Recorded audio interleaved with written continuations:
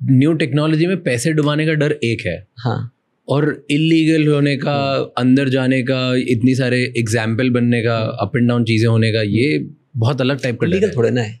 India में crypto तो काफी लीगल है, आप खरीद सकते हो, खरीद सकते हो, बेच सकते हो, ट्रेड कर सकते हो। एज अ कस्टमर तो कोई चैलेंज नहीं है अगर आप इन्वेस्ट कर रहे हो तो। But government, don't you think कि अगर हैवी क्वांटिटीज में खरीदो या थोड़ा भी पैसे बढ़ाओ तो गवर्नमेंट आगे पीछे पड़ती है? नहीं, क्यों?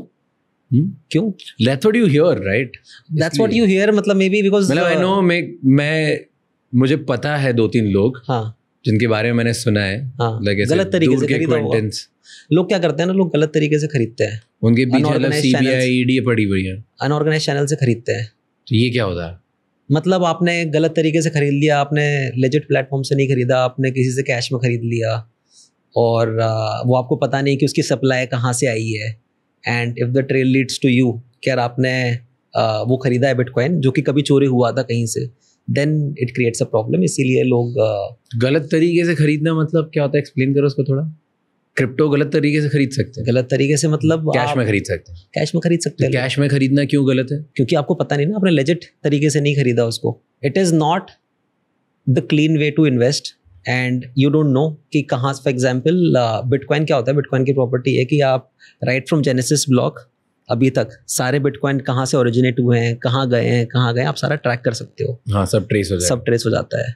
तो let's say if you happen to buy from platforms, if you happen to buy from channels which are not clean, let's say P2P, तो क्या होता है, लोग पीयर टू पीयर प्लेटफॉर्म से खरीदते हैं। कि जैसे आपने मेरे से बोला, हाँ, कि राज ये ले 1 करोड़ मेरे को बिटकॉइन दे दे, मैंने आपको दे दिए। हाँ, और आपको पता नहीं कि वो बिटकॉइन सही जगह से आया है कि नहीं। हमारे केस में क्या होता है, CoinDesk पे अपन जो भी क्रिप्टो इनकमिंग होता है प्लेटफॉर्म पे, उन सब पे ऐसे टूल्स बने हैं जिस पे आप ऑन चेन ट्रांजैक्शन मॉनिटरिंग कर सकते हो कि यार ये जो आया है ये क्लीन सोर्स से आया है कि नहीं आया। बिकॉज जब भी ब्लॉकचेन पे अगर कोई एड्रेस गलत होता है, मान लो कोई जहाँ पे गलत ट्रांजेक्शन होते हैं वो फ्लैग हो जाते हैं, है ना, तो वो आप अलाउ नहीं करते प्लेटफॉर्म पे, ताकि इन्वायरमेंट काफ़ी क्लीन रहे। इसीलिए प्लेटफॉर्म से खरीदना सेफर होता है। तो किसी ने कहीं और से बिटकॉइन चुराया होगा, हाँ, वो चुराया हुआ बिटकॉइन आपको कैश में बेच देगा वो, हाँ, और फिर आप पे प्रॉब्लम है।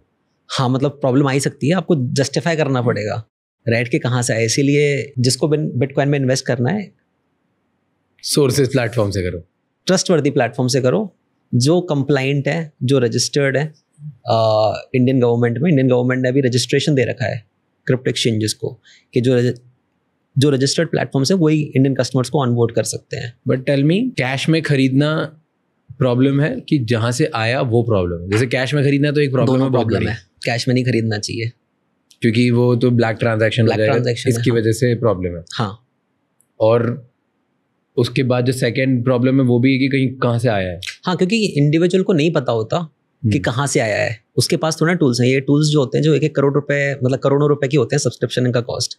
तो प्लेटफॉर्म्स जो होते हैं वो ये खरीद सकते हैं, अफोर्ड कर सकते हैं, बट एक इंडिविजुअल नहीं कर सकता।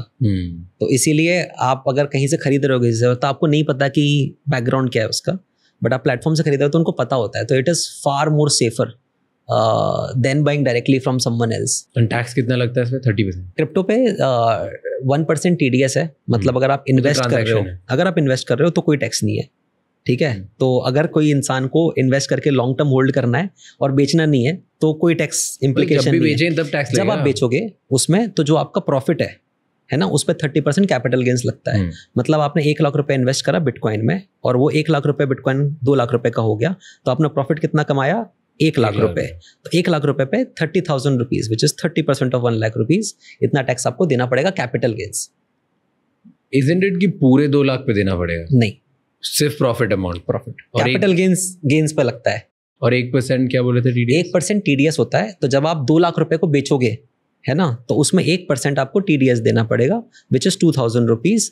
बट लोगों को ये नहीं पता कि ये रिफंडेबल होता है। तो जब आप वो 2,000 रुपए दोगे, ये जब आप इनकम टैक्स फाइलिंग करोगे तो आप क्लेम कर सकते हो। तो it is a refundable tax.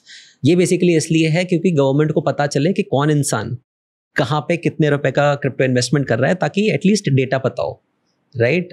And इसीलिए टैक्स का इंट्रोडक्शन भी हुआ इंडिया में, 2 साल हो गए अभी। पर यूजुअली ऐसा नहीं होता इंडिया में कि कभी कभी अथॉरिटीज, हाँ, बिकॉज आप ये सब करते हो, वो सोचती है कि आप गलत काम कर रहे हो, यार वो ज़माने गए, ज़माने गए, आजकल अथॉरिटीज़ को काफ़ी समझ है।